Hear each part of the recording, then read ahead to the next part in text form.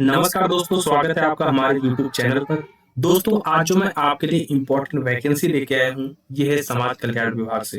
हाल ही में समाज कल्याण विभाग के द्वारा एक नोटिफिकेशन के माध्यम से ये बताया गया है कि इस समय 10th, 12th और ग्रेजुएट के लिए वैकेंसी निकाली जा रही है।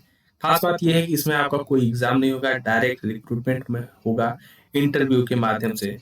अगर हम बात करें समाज कल्याण विभाग की, तो यह विभिन्न योजनाएं लेके आता है।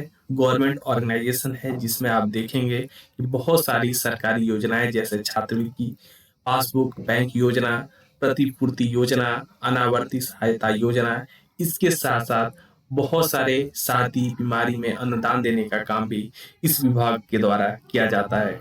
अगर हम इम्पोर्टेंट पोस्ट की बात करें तो आप देखेंगे MTS, teaching, nursing officer, coordinator, librarian, supervisor, computer operator, case worker और कुक के लिए यहाँ पर वैकेंसी निकाली गई है, जिसको आप ऑनलाइन मोड में अप्लाई कर सकते हैं। दोस्तों, इसका नोटिफिकेशन 5 सितंबर को आउट हो चुका है, जिसमें डिटेल में बताया गया है कौन कौन लोग यह फॉर्म भर सकते हैं, क्या एलिजिबिलिटी क्राइटेरिया है और सेलेक्ट होने के बाद आपको कितना पे स्केल मिलेगा।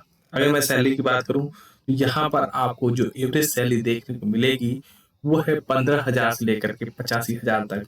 यहाँ पर 12,500 पोस्ट के लिए वैकेंसी निकाली गई है, जिसको आप ऑनलाइन मोड में अप्लाई कर सकते हैं।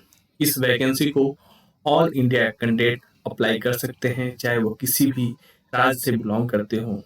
यहाँ पर मेल और फीमेल दोनों के लिए वैकेंसी निकाली गई है। दोस्तों, समाज कल्याण विभाग के द्वारा जो एज लिमिटेशन की क्राइटेरिया रखी गई है वो रखी गई है 1 जनवरी 2025, यानी कि इस डेट पर अगर आपकी एज लिमिट 18 से लेकर के 36 साल के बीच में आती है तो आप एलिजिबल हैं यह फॉर्म भरने के लिए। यहाँ पर एज रिलैक्सेशन भी मिलता है, जिसको समाज कल्याण विभाग द्वारा क्लेरिफाई किया जाता है एक स्पेशल कैटेगरी के रूप में। दोस्तों, अगर हम सिलेक्शन प्रोसेस की बात करें तो सबसे पहले आपका एग्जाम होता है, फिर आपका इंटरव्यू शेड्यूल कराया जाता है।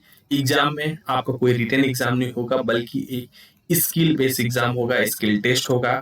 उसके बाद आपका इंटरव्यू शेड्यूल कराया जाएगा, फिर आपको डॉक्यूमेंट वेरिफिकेशन के लिए बुलाया जाएगा।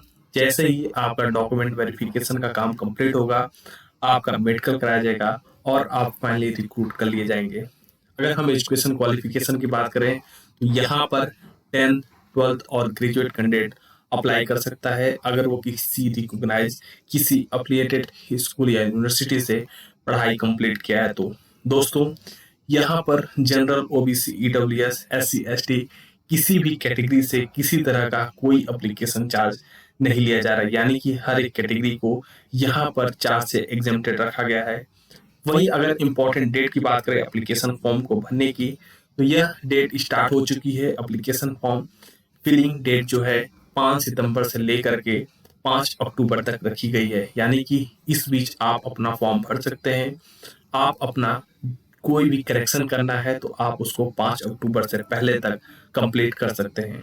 अब हम बात करते हैं आप यह फॉर्म कैसे भरेंगे। सबसे पहले आपको समाज कल्याण विभाग के ऑफिशियल वेबसाइट पर जाना है। वहां पर जाने के बाद आपको अप्लाई के ऑप्शन पर क्लिक करना है और आपका फॉर्म सबमिट हो जाएगा। धन्यवाद साथियों।